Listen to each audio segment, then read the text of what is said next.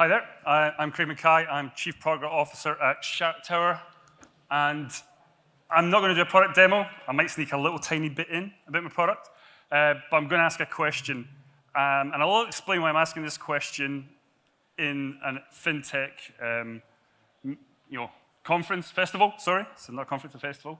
But first of all, I will do a little product demo. So SharkTower is AI for portfolio and project management. We provide portfolio visualization, predictive analytics, and decision-making without bias to help businesses get faster insights on how they're delivering change and how they're spending their investment in the digital and data revolution that you're all going through. And before I came here to be a rockstar speaker, and before I came here to do SharkTower, I spent 20 years in financial services delivering large-scale digital transformations, data transformations, organizational transformations. I actually remember the first disruption challenger bank. I'm that old, when we had direct line, egg, we had telephone first, online banking first. That was the revolution. However, this does feel different. This really is the time, and it's really exciting to be here to see that we are really changing the industry. We are becoming a customer-centric, data-driven industry that's going to change the way that we deliver banking and wealth and insurance services to our customers. And you're all rockstar innovators and future makers. However, here's where we be provocative. So, is your project management, how you're delivering that change, how you're spending those billions of investments in the digital and data revolution, is it smart enough for the future you're trying to create? Here's a spoiler alert, I know it isn't, because I've been doing it for 20 years and I still work with FS clients every single day. It probably looks a bit like this, maybe not quite this bad anymore, but you probably have your lovely war room. You're probably really visual management, agile, it's awesome, it's great.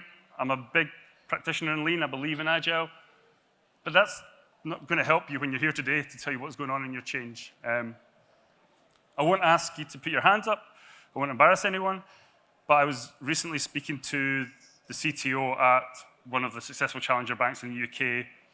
Their manifesto is brilliant, digital first, data-driven bank, 95% cloud-based. I asked them, how are you doing change then? It'd be great to work with you because you must be enabling change in a different way. It's pretty much what he showed me, with a little bit of Excel as well. So if you work in any large-scale financial organizations, you may be not quite that bad. It might not all be Post-it notes. But it's probably something like this. You probably have project management software that manages projects. Great. But it doesn't manage your business outcomes. So you probably have a whole bunch of other reporting and systems that go on. You probably have great developer tools. And you went agile. We're agile now, so you've thrown all your work into Jira. It's great, but you've kind of lost what's going on in your organization and how you're getting your value. Or you've probably got something like that where the real work is happening on the right-hand side. The real delivery, what's really happening is written in SharePoint, it's written in Excel, it's written in Post-it notes, real-time boards, Visios, it's copied and pasted 100 times between you, your vendor, your consultant, your PMO, your project management. Actually, this is the most artificial intelligence you can probably get, because by the time it gets up to your delivery assurance or your board or the business owners of change, most of the stuff's artificial. It's filtered and it only reflects governance. Now, why is this important? Why did I challenge it? Because we want to solve it, obviously. We've got something to sell to solve it. But because I've been doing this for 20 years and I'm frustrated with the fact that we still see the same waste.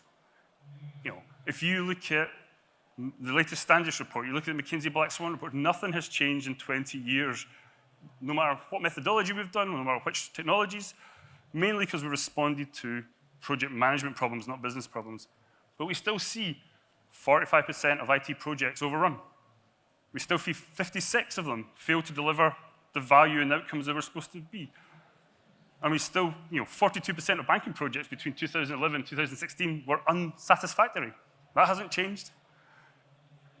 And it's a big enough problem in the past when we had quite structured projects. We kind of knew we thought we knew what they looked like because McKinsey wrote a 5-year strategy for us. We thought that was a transformation and it was all going to work like that. But actually, that's not the world today, and we know it because actually look at all the FinTech companies out there. Look at the opening speeches that told us the way the industry is going to change and the way that solutions are going to come, the way that customers are going to drive our change. It means we live in a much more volatile, ambiguous, disruptive industry which means we have to respond a lot quicker than ever before. And I think that's one of the biggest challenges we see, that project management hasn't kept up. And the way that we manage project, measure it, the way that we use data to drive it, hasn't caught up at all.